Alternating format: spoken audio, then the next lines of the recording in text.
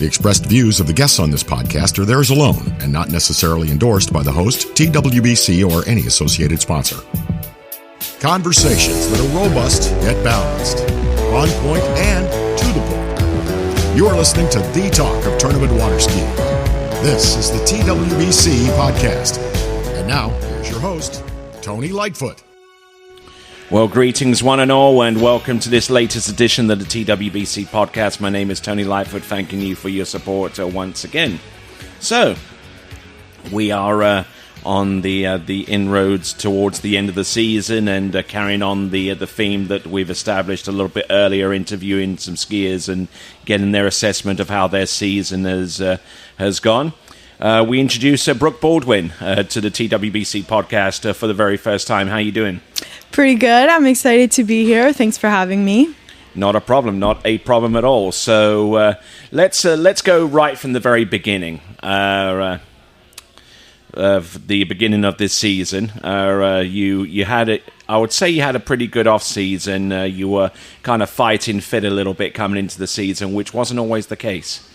Yeah, so I kind of didn't really start deciding that I was going to ski till kind of after Masters, after watching everybody ski. And I was like, okay, maybe I should kind of get back into it again. And then my first tournament was Monaco, which I ended up skiing good. I ended up getting on the podium, which I haven't gone on the podium in a while. So that was a good start to the season. Okay, so let's kind of step back a little bit before Monaco, and let's try and explore a little bit deeper as to what typically occupies your time aside from skiing, because you were trying to get everything set to take the MCAT, isn't that right? Yep. So I took the MCAT, and right now I'm in the middle of applying to medical school. So as everybody knows, that is in the medical field, it's a very long process, and it takes about a year to figure it out. So I started working on my application in about April or so, May, submitted it, and I could technically not hear back till like next April. So we're just kind of waiting and seeing. But in the meantime, I'm enjoying skiing and having fun with all my friends and getting back doing the sport I love. Okay, so let's go back to the period after the Masters. I think you visited Callaway Gardens, didn't you? Rather in support of Louis Duplon Freiberg, right? Yes, I went and supported Louis and the rest of the family, and it was just really motivating once again to like see everybody skiing so good and having so much fun on Robin Lake. And that was kind of my turning point of like, okay, maybe I'm a little bit tired of watching and I want to start skiing and being with all my friends again. Okay, so the first tournament beyond that point, I think, was Morocco, wasn't it? Or was it Monaco beforehand? It was Monaco, yeah, off the bat, yeah. Talk about jumping out of the frying pan into the fire. Yeah, that was kind of abrupt, to be honest, because I didn't really start skiing until I got to France, and I got to France/Italy in like May 31st. So I had maybe like one or two sets before leaving, and I brought all my stuff and was like, okay, well, I signed up for the tournaments and people let me in. So I was just like happy to genuinely be there. But I was quite sore. I was not used to slaloming sometimes twice a day at that point, but I really had a great time. It's like someone dumping a whole bunch of Legos on your lap and say, okay, you've got the pieces, let's build this. Yeah, let's build a whole house, but you have all the pieces. Like I knew how to ski and what to do, but like your body, sometimes if the conditions are a little bit rough or something, I wasn't as prepared as I was even now, just having time on the water. Okay, so kind of give me an idea of how you placed after Monaco before we went over to Morocco. So what was between that? I think, yeah. So I got third at Monaco, and then we had a little bit of time. To be honest, the summer was a bit of a blur. There was a lot of tournaments. For a lot of people, that's the case. Yeah, a little bit of a blur. I had, like I said, had not done tournaments in like maybe 2 years or so. And then all of a sudden, I had one every single weekend. So I was just kind of keeping going the rhythm, just trying to get ready for needed to qualify for Worlds, so I needed to try to get a score decent enough to qualify. So your dance card was kind of full at that point. Yeah, completely. It was up to like the last day, like the 60-day limit, and I was like, okay, for tricking at least. Slalom, I was able to get it sooner, but it was, I'd not really experienced that before. Okay, yeah, getting back into the swing of things always quite hard to do. So after Monaco, you went to Morocco, didn't you? You competed in the slalom and the tricks event. You know, what was that experience like on the Bourigeg River? Yeah, that was quite something. I truly had an amazing time at the tournament itself. We were treated like kings and queens, royalty. Which was royalty at the very least. So it was really fun to do that. That was my first trick tournament. So I was just pretty much just hanging on for dear life, just going through my trick run. Tricking went better for me than slalom, but yeah, I genuinely, this whole summer, every time I went to the tournament, my mindset towards skiing is very different because I'm focusing on my school, and skiing is like the fun part of my life. So being able to go and do that is like, I'm just excited every time I'm on the water. What was the whole vibe in Morocco like for someone like you walking up and down the souks and the various shops going in and out of the city of Rabat? You know, because out of all the things that those folks typically see, they don't see a blonde, heavily muscular, blonde hair, blue-eyed. Yeah, not too common. Luckily, I was with Louis' family quite a bit, so that was really fun. But being able to speak French kind of helps. Yeah, a little bit of French is always good. But I had my bodyguard Louis with me, so I was just fine. Yeah. Excellent. So, did you pick up any good souvenirs from there? Yes, I'm trying to remember what I got. We got some like little oils and some little some incense, that kind of stuff. Yeah, that kind of stuff that it's really hard to bring back to the US, but I enjoyed it while I was in Italy. Yeah. Okay, so after that, another first tournament in Portugal, right? Yeah, so at that point, I wasn't originally planning to do Portugal. I was going to give myself a little bit of a break, a weekend break to just kind of chill. But I ended up deciding to go because it was such like a good opportunity to be there and being like just supporting the tournament as a whole. So I had fun there. I ended up tricking okay, but my slalom, not quite what I wanted to do, but I'm trying to remember. I genuinely just was having a good time.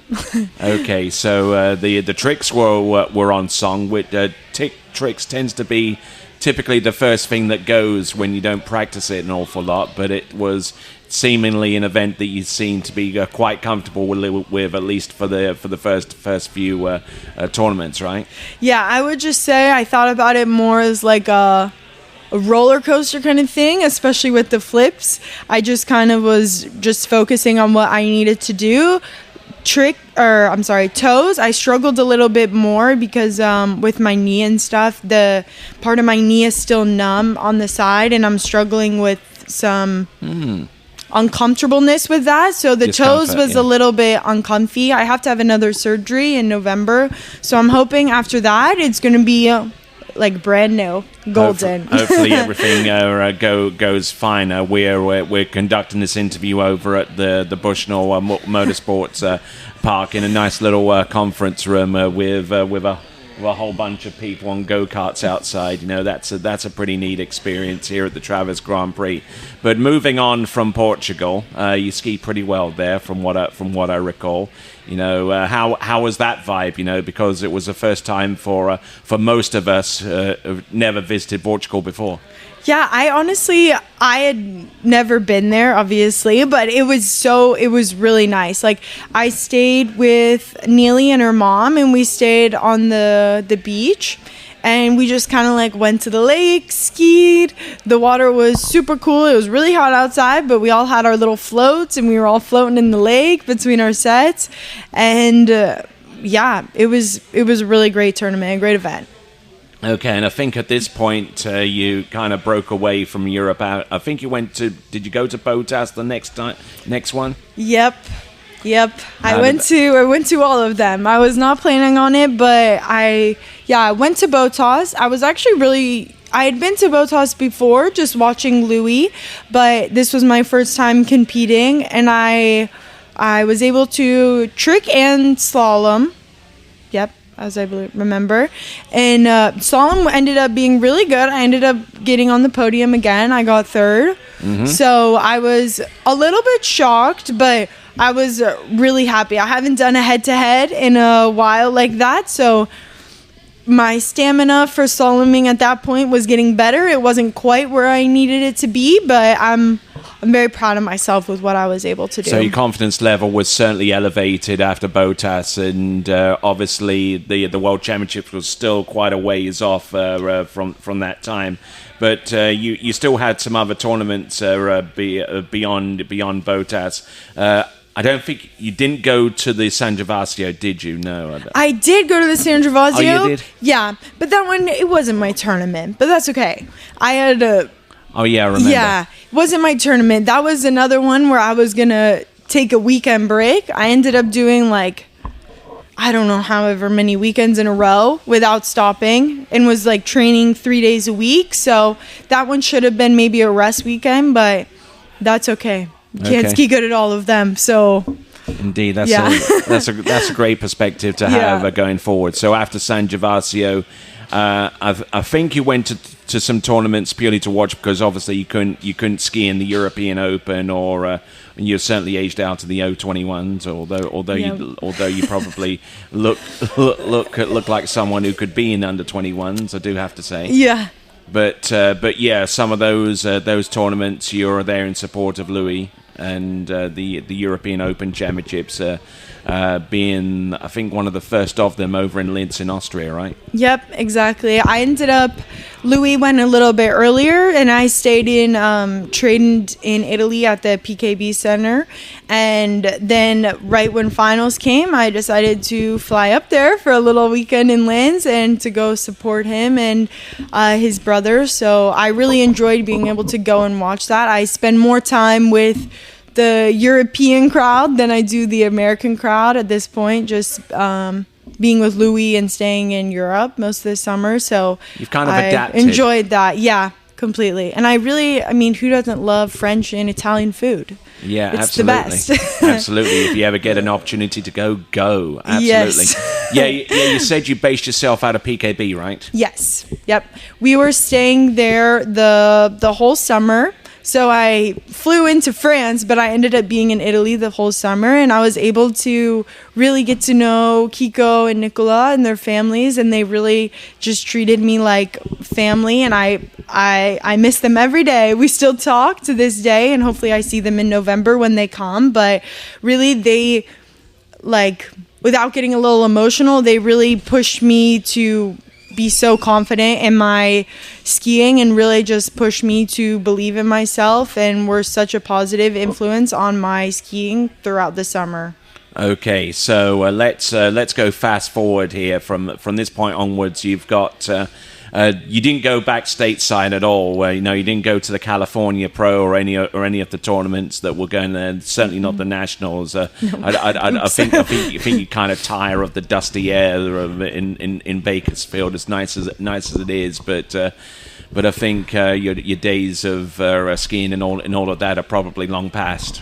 I don't know. I think Bakersfield always has a little bit of a special place in my heart, because it was actually my first nationals when I was 5.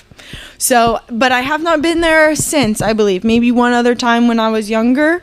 But I think definitely if I was already in the U.S. and the Worlds were not in Italy, I think I probably would have considered going more. I do obviously enjoy it. But it was kind of a lot for me to just go from Italy back to California, and Louis was going to Canada just for one weekend. It's not the most smart thing to do, so I ended up just deciding to stay in Italy and train and get ready for Worlds. Yeah, you had your base in Italy, which was great because the World Championships were in Italy. So nice run into that competition. So how did training go for that? Yeah, training was really good. I ended up skiing with Louis in Ricetto right before he ended up going to California, so I got some sets in there. I will say that the water was very different in the beginning of summer versus when Worlds came. It was a lot colder in the beginning and then quite a bit warmer in the end. But did you have to make any adjustments to equipment and what have you to compensate, or no? I actually ended up Louis brought me a slalom ski back from Will Bush at D3, and I completely changed my ski for Worlds and everything. That other ski is still in France, I believe. But yeah, so I ended up completely changing slalom skis, completely different settings, and it definitely gave me a lot more confidence in my skiing. And yeah, I was just excited for Worlds at that point. Okay, first round, eliminations. How did that go? Oh, I'm trying to remember. Yeah, that went good. I believe I got... Oh, that's what it was. Right inside 3-ball. I thought I got around 3. I didn't get around 3, but that's okay. I got 2-3. As a lefty, it's important for me to not just like scooch around 2-ball, kind of like what I did today, but to like get to 3. And I was really happy with myself to get to 3, but I was hungry for more, definitely. And you performed well in tricks, didn't you? Yes, so my 2 goals for my goal for tricking was to just stand up both passes, and that's what I did. It looks a little rough around the edges, but I was just hanging on.